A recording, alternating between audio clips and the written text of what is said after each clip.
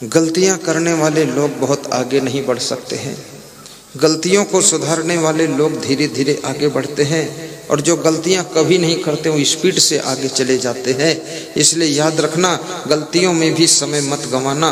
और एक बार गलती हो जाए तो उसे गलती कहते हैं, अगर उस गलती को बार बार दोहराओ तो उसे अपराध कहते हैं, और गलती को कभी छोड़ ना पाओ तो उसे पाप कहते हैं, और जिससे गलती कभी ना हो उसे ही महात्मा कहते हैं, महान कहते हैं।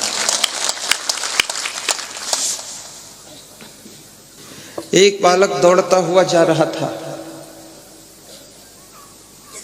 ये विदेश की घटना है।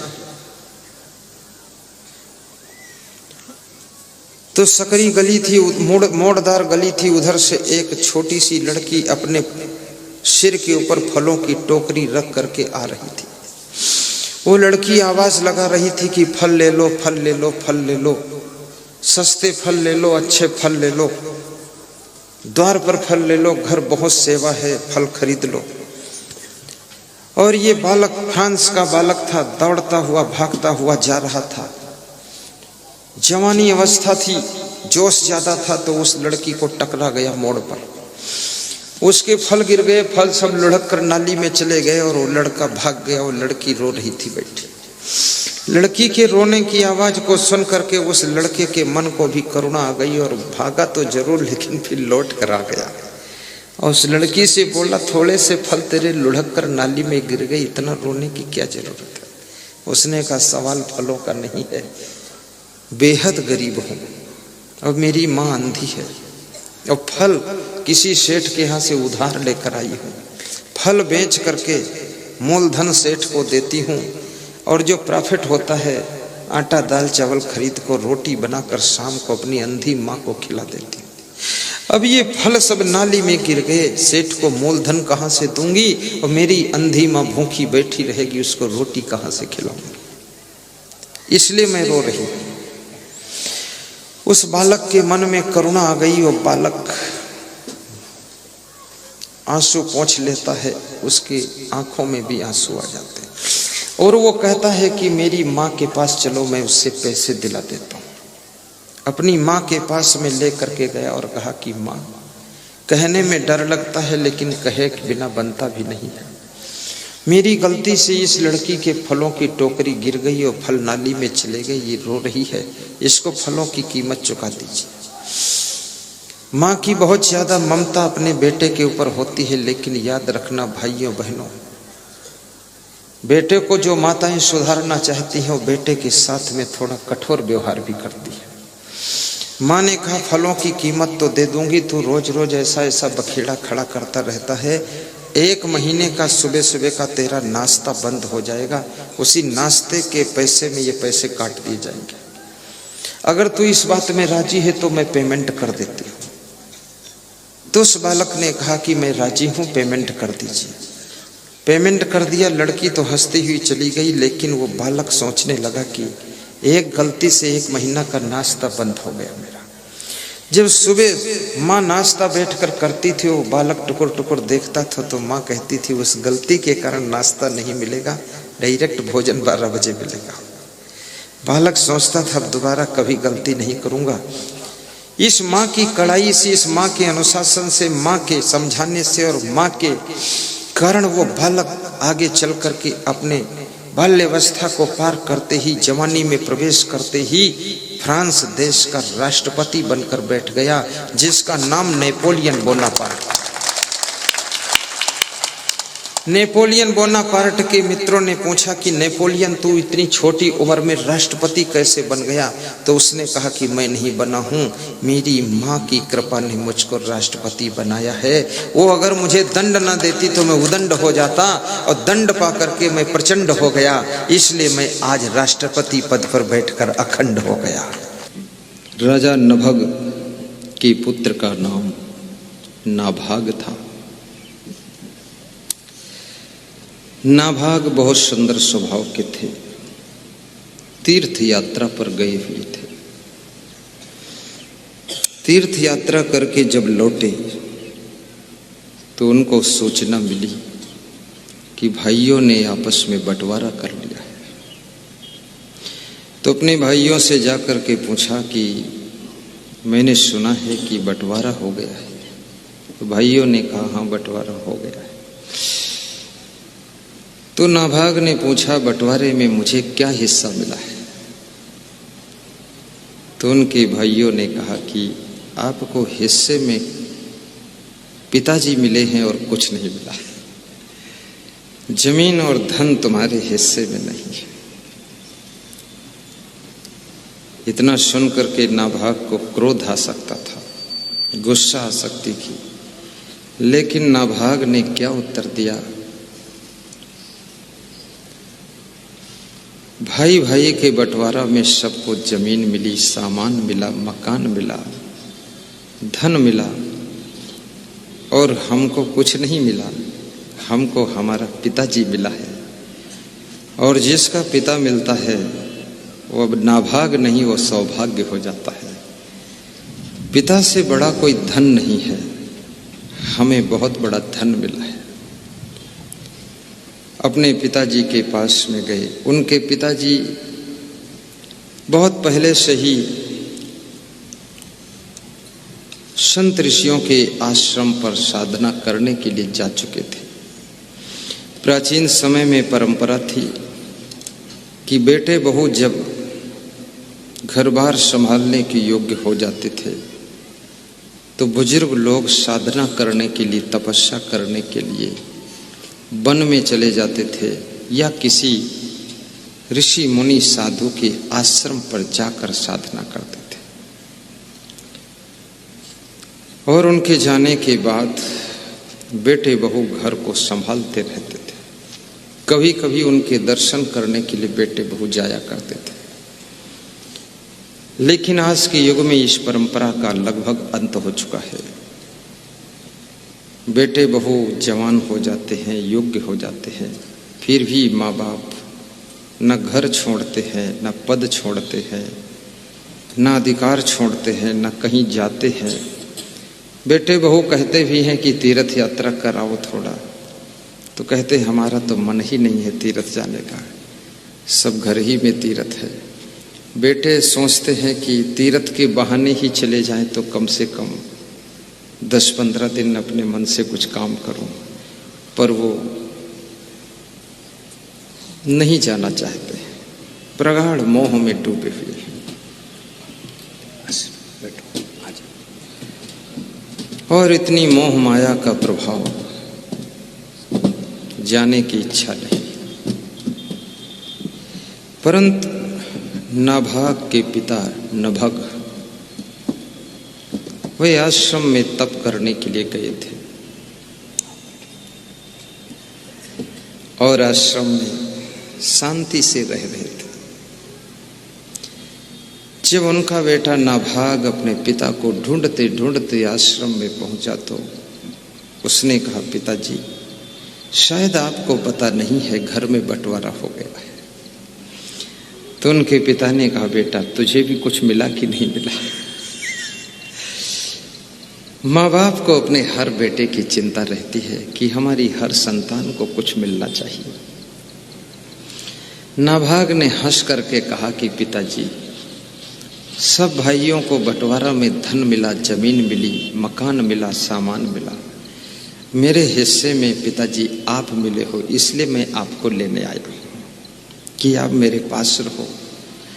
भाइयों ने कहा है कि आपके हिस्से में धन नहीं है, केवल पिताजी आपको मिले। तो पिता ने कहा, बेटा मैं तो बूढ़ा हूँ, मेरी हड्डियाँ कमज़ोर हो चुकी हैं, मैं भी कुछ काम नहीं कर पाता हूँ और तुझे कुछ मिला भी नहीं है, और मैं तेरे साथ घर चलूँ तो और खर्चा बढ़ेगा, इसलिए मुझे तो यहीं पड़े रहने दे। बेटे ने हंस करके कहा कि अपना अपना धन भाइयों ने अपने अपने पास रख लिया है और हमारे को धन के रूप में पिताजी मिले हैं, तो हम भी अपने पिता को अपने पास रखेंगे, चाहे हम मजदूरी करके उनको खिलाएं, कुछ करें। तो पिता ने कहा, भाइयों से झगड़ा नहीं किया तुमने बंटवारा के लिए? बोले, भाइयों को हमने धन्यवाद दिया कि हमको बहुत बड़ी चीज मिली है, पिताजी मिल गए हैं। तो पिता ने कहा, तू बहुत महान है बेटा, लोग एक रजाई हिस्से में कम पाते हैं, उसके कारण लड़ाई कर देते हैं। हिस्से में चारा मशीन कम मिली है तो उसके कारण चारा काटने के बजाय भाई का हाथ काट देते हैं। लेकिन तू महान है, तुझे हिस्से में कुछ नहीं मिला है। यहाँ पर एक ऋषि यज्ञ करा रहे हैं, उनका यज्ञ सफल नहीं हो रहा है। जाओ बेटे, उनके यज्ञ में मदद करो और उनके यज्ञ को सफल बनाओ। और मैं इसी आश्रम में हूँ, यहीं तपस्या करूँगा और यज्ञ सफल करके फिर मुझे मिलना। नाभाग उस ऋषि के आश्रम में यज्ञ में सफलता प्राप्त कराने के लिए जाकर सेवा करते हैं। और यज्ञ जब सफल हो जाता है तो जिन्होंने यज्ञ किया था उनका मन खुश हो गया।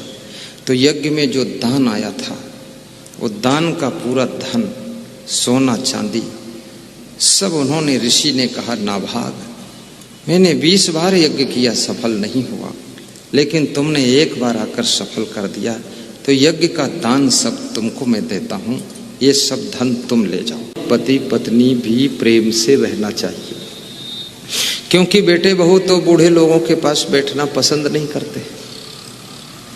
तो आप तो दोनों लोग कम से कम पास पास बैठो, प्रेम से रहो और खूब प्रवचन सुना करो। और जिंदगी में ही एक कमरा ऐसा बना लो, बड़ा कमरा 20 बाई 22 फीट का, जिसमें एसी भी लगाओ, पंखा भी लगाओ, कूलर भी लगाओ और स्टेपलर भी लगाओ। स्टेपलर नहीं, क्या बोलते इसको, स्टेपलाइजर मैं उसका नाम भूल गया मेरे, क्योंकि मेरे कमरे में लगता ही नहीं स्टेपलाइजर वो भी लगाओ। और इन्वर्टर भी लगाओ, इन्वर्टर जो बिजली को बदलता है बैटरी से, उसको भी लगाओ। और सुंदर साउंड भी लगाओ और टीवी का स्क्रीन लगाओ बढ़िया। और गुरुदेव के पेन ड्राइव और मेमोरी कार्ड प्रवचन के 200-200 घंटे के रखो। और जब टाइम पाओ सोफा सेट भी अच्छा रखो। और पति पत्नी साथ साथ बैठ के सुनो, ताली बजाए हंसो। तो तुम्हारे बेटे बहू कहें कि बुढ़ापे में काहे हंसते हो, तो बोलो तुमसे का कुछ हम मांगे थे, हम हंसी थे, अपने हंसी थे। और हंस के फिर जब नींद लगे तो दिन में भी 2 बार सो, और रात में फिर सो, और रात में उठ के फिर सुनो प्रवचन। प्रवचन में डूबे रहो और मेहनत भी कर दो, घर में बहू को मदद भी कर दो, झाड़ू बुहारू लगा दो, फटाफट सब्जी उब्जी काट दो, चाहे नाश्ता बना दो। लेकिन बोलो कुछ मत ज़्यादा, बोलने वाला नहीं, बोल दिया जहाँ खतरा है। उल्लू जब तक डाल पर बैठा रहे छत की मुंडेरी पर तो कोई नहीं उसको कुछ करता है, और जहाँ बोला उल्लू तो पत्थर मारकर भगा दिया जाता है। तो बुढ़ापे में समझ लो उल्लू हो, बैठे रहो चुपचाप, इधर उधर देखते रहो, और अगर बोले तो पत्थर मारकर उड़ाए जाओ। भगवान ब्रह्मा जी ने जब सृष्टि की रचना किया तो आदमी को 25 साल की उम्र दिया और 25 साल बैल को दिया। पशुओं में बैल को बुलाया, कहा 25 साल तुम्हारे लिए। और फिर कुत्ते को बुलाया, उसको कहा 25 साल। और चिड़ियों में उल्लू को बुलाया, कहा तुमको भी 25 साल। बराबर बंटवारा कर दिए। भगवान भेदभाव क्यों करे? लेकिन आदमी को कुछ भी दे दो उसमें वो संतुष्ट नहीं होता है। तो आदमी ने बैल को बुलाया और कहा ब्रह्मा जी चाहे न्याय करें और चाहे अन्याय करें, लेकिन तुम कान खोल के सुन लो, बैल हो, हमारे द्वार पर ही बंधोगे, इतना डंडन पीटी वो भूखे मार डरी तुम्हें, अन्यथा तुम अपनी उम्र हमका दे दो। तो बैल डराएगा, कहला तुम ले लो उम्र लेकिन मारो ना, चारा वरा दे दिया। तो बैल ने 25 साल दे दिया उम्र। तो 25 साल की जिंदगी आदमी की जिंदगी, 25 साल तक तुम आदमी की तरह रहते हो। और 25 साल के बाद जो बैल से जिंदगी मांगा था वो जिंदगी शुरू होती। तो बैल जैसा रात दिन 25 से लेकर 50 तक तुम पेरते रहते हो। अब तुमको पता नहीं बैल कैसे बने, वो बैले वाली जिंदगी बैल की तरह जुटे रहते हो। उसके बाद फिर आदमी को संतोष नहीं हुआ, बड़ा लालची है, तो इसने कुत्ते को बुलाया और कुत्ते से कहा कि तुम आखिर हमारे द्वार पर ही टुकड़ा खाने आओगे। और डंडा मार के रीढ़ तोड़ दूंगा, अन्यथा अपनी उम्र हमको दे दो आयु।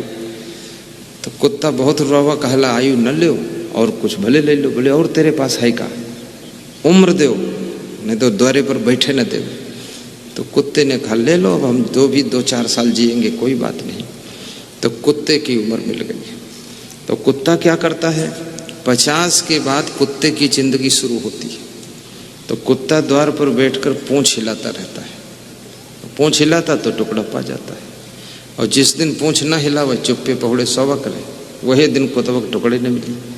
तो कुतवा जानत है कब भोजन बनेगा, तो पूंछो हिला देते हो, थोड़ा सा तो बोली देते, भौंक देते कि हाँ ना मुँह जाने रहे हो।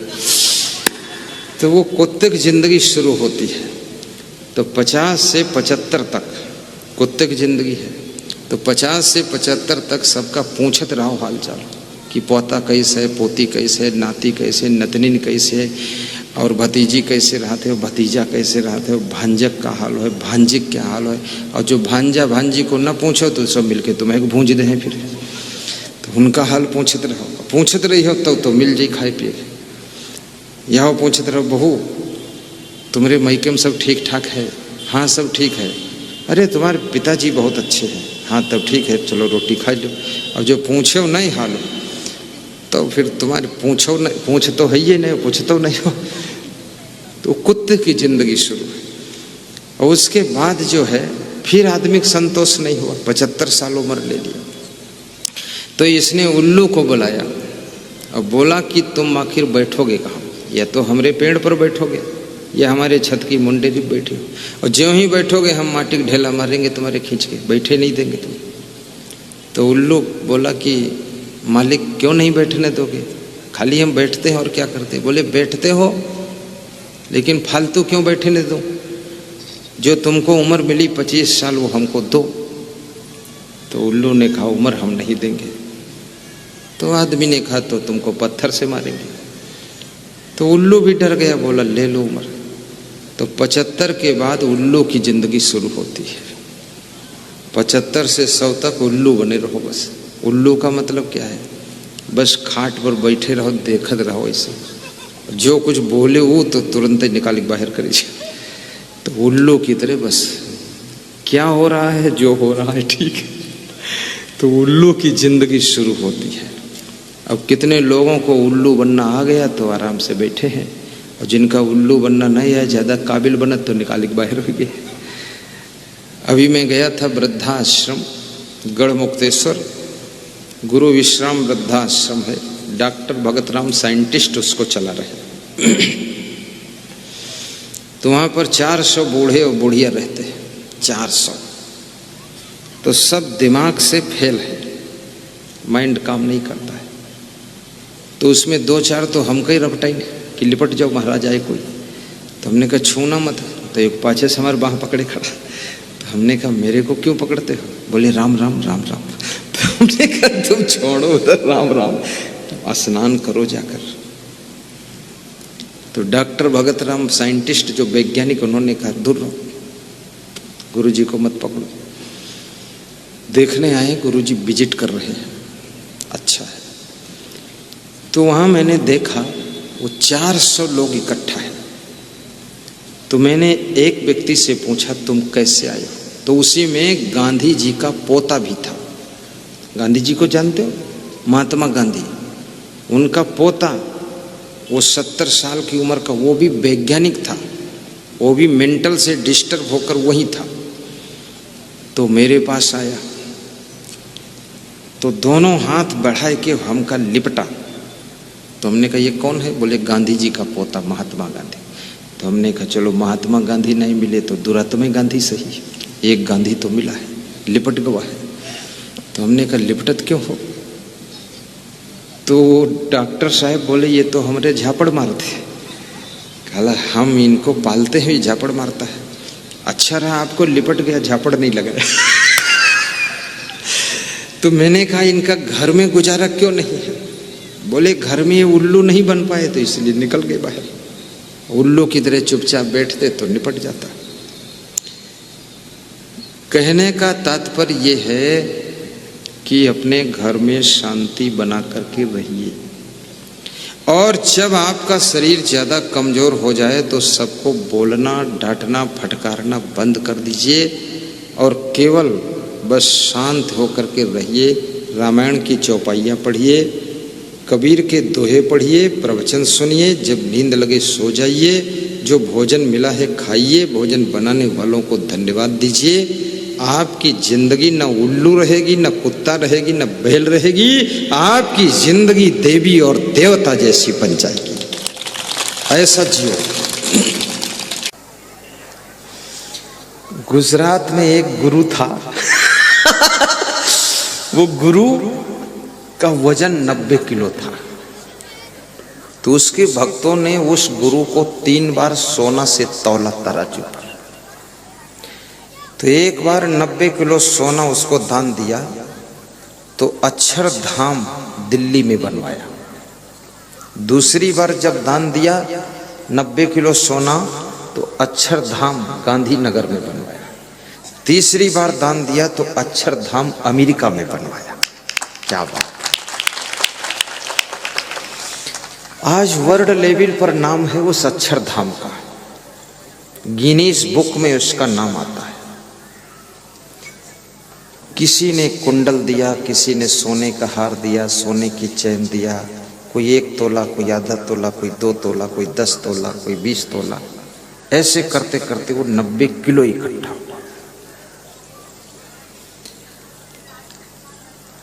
लेकिन मैं जानता हूं तुम इतना नहीं दे सकते हो। मैं ये भी जानता हूं कि तुम्हारे पास इतना है भी नहीं। और मुझे ये भी पता है कि तुम अगर चैन दे भी दोगी तो रात में तुम्हारा पति गला दबाएगा, क्यों दिया है। वो खतरनाक बैठा है।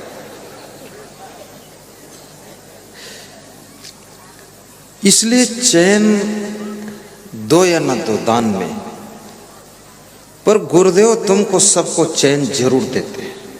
स्त्री को भी देते हैं, जवानों को भी देते हैं, बूढ़ों को भी देते हैं, पुरुषों को भी देते हैं। गुरुदेव अपनी ज्ञान की वाणी के द्वारा तुमको समझ, विवेक, विचार के माध्यम से जिंदगी में चैन प्रदान कर देते हैं। वो चैन पहनिए आप।